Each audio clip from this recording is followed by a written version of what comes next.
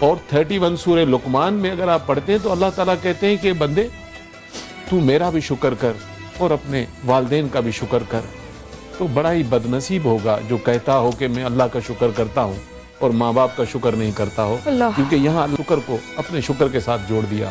ماں باپ کی یہ اہمیت بتائی جا رہی ہے. سبحان اللہ. رضا ہے سکراچی سے. السلام علیکم رضا. السلام علیکم. میں ٹھیک ہوں, آپ کیسے ہو؟ بس اللہ کا شکر ہے. مایا عیسیٰ بھائی کو بھی سلام کروں گی نا. وعلیکم السلام. اور دوسری بات یہ ہے کہ میرے والد صاحب اس دنیا میں نہیں ہیں. تو مایا میرے والد کی ایک عادت تھی کہ وہ تھوڑی تھوڑی دیر میں آوازیں دیتے تھے اور کہتے تھے یہ اٹھا دو, یہ کام کر دو, وہ کام کر دو. تو اس وقت میں گھبرا جاتی تھی اور میں کہتی تھی امی کیا ہے, میں تھک گئی اب. لیکن مایا اب مجھے لگتا ہے کہ کوئی کام نہیں ہے, میں فارغ ہوں. میں کہتی ہوں اللہ میاں مجھ سے ساری نعمتیں لے لے, مجھے ایک اور موقع دے دے کہ میں اپنے ماں باپ کے ساتھ رہ لوں.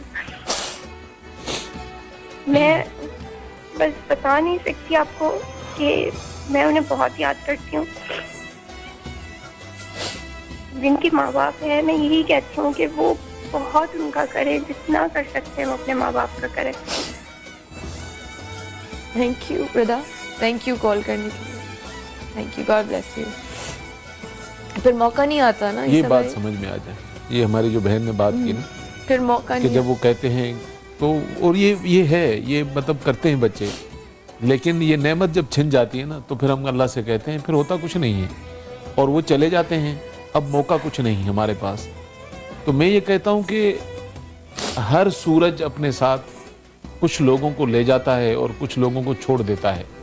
ہمیں نہیں پتا کہ اگلے گھڑیوں میں اس زمین پر کتنے نام کاٹ دیے جائیں گے, کتنے زمین سے اٹھا لیے جائیں گے.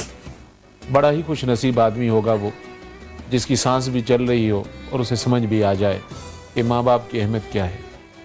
سب بھائی ابھی آپ نے جب بتایا کہ آپ وہاں پر گئے اور یورپ میں جو اولڈ ہوم تھا اس کے اندر, مطلب جب ایک ماں اور ایک باپ 5 4 بچوں کو 10 بچوں کو سنبھال لیتے ہیں, تو کیا وہ 10 بچے تو ماں باپ کو نہیں سنبھال سکتے؟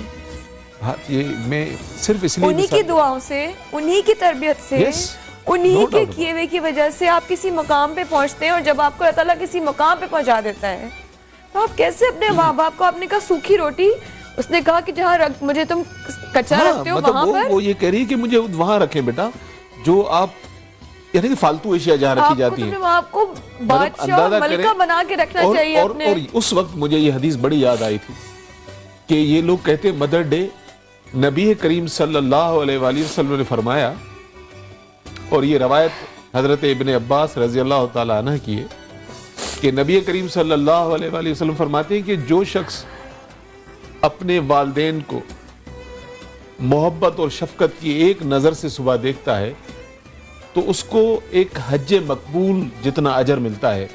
تو میں کیوں ایک دفعہ سال میں مناؤں؟ میں تو مسلمان ہوں, میں روز مدر ڈے مناؤں, میں روز فادر ڈے مناؤں, کیونکہ یہ اللہ کے حبیب کا حکم ہے.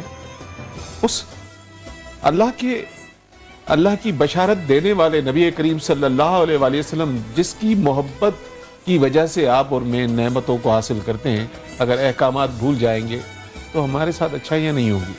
خواتین حضرات واپس آتے ہیں اس وقفے کے بعد, ہمارے ساتھ رہیے.